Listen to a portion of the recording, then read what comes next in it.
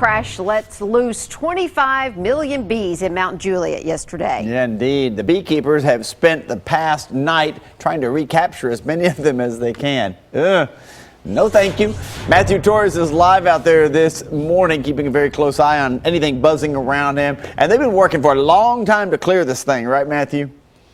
Super long time. We were talking about 16 hours. Beekeepers as well as officials out here in Wilson County manning this road right here as obviously the cleanup process. It really started around 2 o'clock yesterday afternoon when the driver of a tractor trailer lost control as he was driving through the sharp curve here on the road and then eventually toppled the tractor trailer over and again carrying 420 hives of bees, 60,000 per hive. Calculate that, that's more than 25 million bees that swarmed the entire area. Luckily, that driver was not hurt. But as you can imagine, crews had to shut down the road. And for the most part, beekeepers had to transfer the bees to another trailer. And they've only reopened the road as of maybe about an hour ago. And according to some of the people that we talked with out here, they were stung many times. I'm sure a lot of them are just getting ready to at least take off the bee suits, some of which they've even torn just from tearing it apart as the bees went inside their clothes. That's just the gravity of the situation that they faced with. But again, this road is now open. Neighbors here in Mount Juliet are breathing that slight sense of relief. For now, reporting live in Mount Juliet, Matthew Torres, News Channel 5. Matthew, thank you very much. A shocking discovery turned a shopping center into a hazmat situation in Wilson County. We're told that parts of a meth lab were found just before 8 last night at the Mount Juliet Village Shopping Center. That's on Lebanon Road, busy area. That's just 300 yards away from the McDonald's where an active one-pot meth lab was found outside on Sunday. Police say they are connected. Patrick Decker is already facing charges for Sunday's bust. It's unclear now if more charges are pending. Funeral arrangements have now been finalized for 2 little boys killed in a horrible New Year's Eve crash in Franklin County. The twins, 7-year-old James and John Hill, died just a few days after that crash in Winchester. A service will be held Saturday, March 19th at the Deerfield Elementary School. The family has encouraged any donations to be made to a group called the Family Support. They help families with special needs children.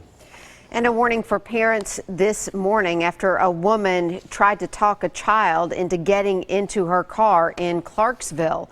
And they tell us that this woman told police her 9-year-old granddaughter came running home after a woman approached her and tried to lure her into a vehicle. The child says the woman said, quote, "Hey, I don't see your parents. Do you want to go to the store?"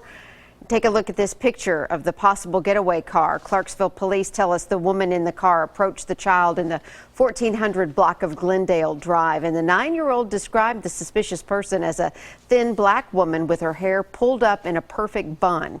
The child also told police the silver Altima had stuffed animals inside, and the woman reportedly fled the scene at a high rate of speed.